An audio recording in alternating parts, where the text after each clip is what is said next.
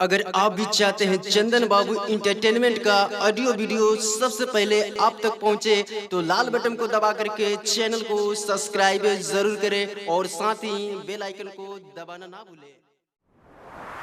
आ गया आ गया आ गया आपके गांव शहर टोला मोहल्ला में आ गया स्वादिष्ट से भरपूर जय माँ गंगा आइसक्रीम वाला आ गया। तेरे दर्द से आपका ध्यान किधर है? जय माँ गंगा आइसक्रीम का प्रचार गाड़ी इधर है। ता ए चचा, ए चची, ए भैया, क्या सोच रहे हैं? जल्दी आइए और पाइए खाने में लजीज और हर दिल का अजीज। हमारे पास ऑरेंज, वनीला, छोटा कप, बड़ा कप, कुल्फी, चॉकलेट, कॉर्न, मटका, बड़ी कॉर्न, ऑरेंज आइसक्रीम मिलता है। आइए और आकर के हमसे जय माँ गंगा आइसक्रीम लेकर के जाइए।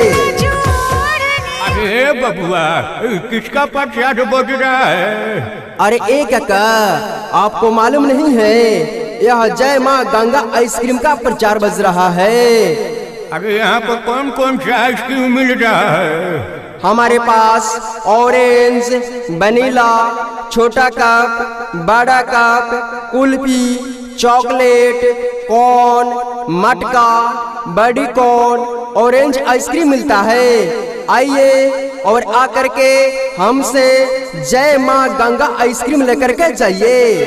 पंछी सुर में गाते हैं। किसी भी शुभ अवसर पर जैसे कि पार्टी, विवाह, जन्मदिन पर एक बार सेवा का मौका अवश्य दे। राइटर पंकज गुप्ता, आस्थान मोहली रोड, पिसवा, जिला सीतापुर। मोबाइल नंबर 80 817 07 545 और 91 208 77 176। किसी भी प्रकार के प्रचार प्रसार बनवाने हेतु संपर्क करें डायरेक्टर चंदन भाई और प्रोड्यूसर लक्ष्मीकांत भाई। संपर्क नंबर 96 084 44 574।